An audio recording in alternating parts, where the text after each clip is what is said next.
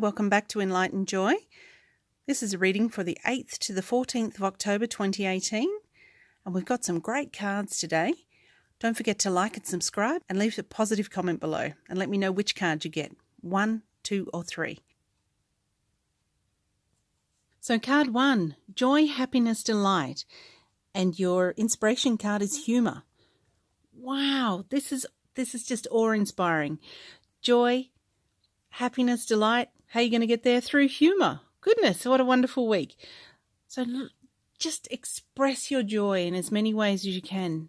Your happiness will exude and be delighted by what you come across.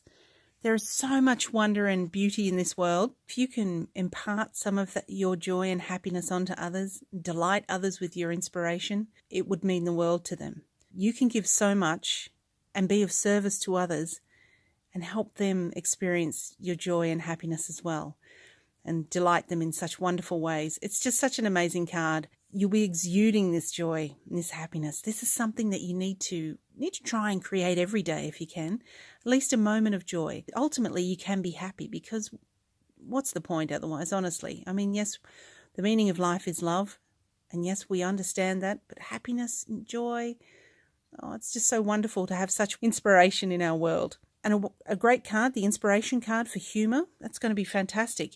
So you'll probably be laughing a lot this week. And what a wonderful way to get through this week. And look, if you do get down about anything, take a moment, stop and go, you know what? I'm supposed to be joyful. I'm supposed to be happy.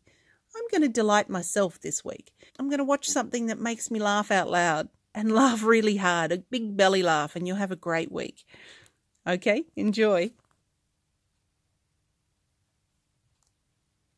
Card 2, Humility, Purification, Simplicity. And you've got Wisdom and Clarity as your inspiration cards. I guess you'll be looking at putting your ego in check a little bit this week. And also perhaps be humbled by what wonderful lives we lead. If we think about the poor people in Indonesia who are experiencing such devastation and heartache, and they're saying they haven't had any power for 6 days. And then you think about the Puerto Ricans, it's nearly been 2 years since they've had power. So we really are lucky. If we look at ourselves and we look at our lives, we are very blessed and lucky. There's joy out there, there's energy out there that lets us know that we're definitely not alone. Purification in your diet, purification in your lifestyle. We've talked about this before. Toxins in your environment are a big thing. And look, it might be your work environment, or even perhaps when you're sitting out in your backyard and one of your neighbours starts spraying pesticide around.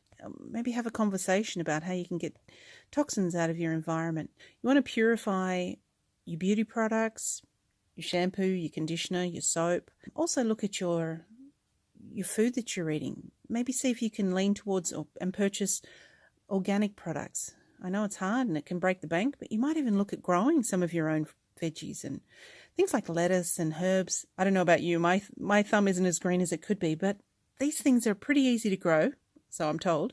So you could easily start to grow some of these in your yard and just use what you need, or even on your windowsill if you're in a unit, and just try to simplify your life. Know that you're having an organic product because you're putting it together. Get organic fertilizer for it if you need that, and really just simplify your diet, simplify your environment, and simplify your life. Perhaps you just need to write some lists and get an idea of what's important to you.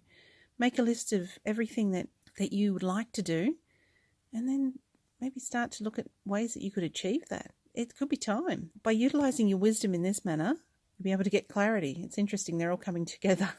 So you're going to check your ego at the door, realize how blessed you are and how grateful you are for such a wonderful world, a wonderful life that you have. Even if everything's not perfect, it's so much better than what a lot of people are going through, and we're very lucky in that regard.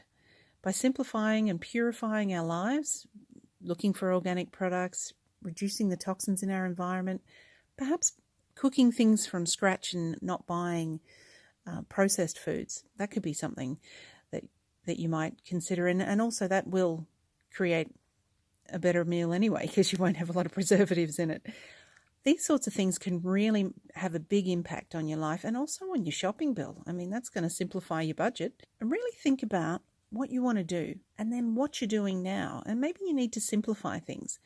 maybe write a list of what you do in a day and then go, is there another way I could do this? Is there an easier way? A little bit of process improvement in your life. Maybe it's in the office, you might have something that you just need to, you do every day and you think, geez, this is cumbersome. It takes too long. Then there's got to be an easier way, and there probably is. So just have a bit of a think about it and you can streamline things. Make your life easier. Utilize your wisdom and your knowledge, and that'll bring you clarity and help you engage more in your situation so that you understand and so that you can feel and see and believe. All of these things come together to help you have a simplified life and a more purified life. Card 3, service, helpfulness and kindness. And your inspiration card is intimate. Well, being of service, being helpful and kind, this might be about donating. See if you can donate to a charity that requires your time. Volunteer. Look at ways that you can provide service to others so that you are living your best life. I mean, I know that sounds like a bit of a cliche, but if you are out there to lead and provide service and really get involved and engage with your family, engage with your work colleagues, or if you're a small business, engage with your clients, work out the best way you can provide a service to them.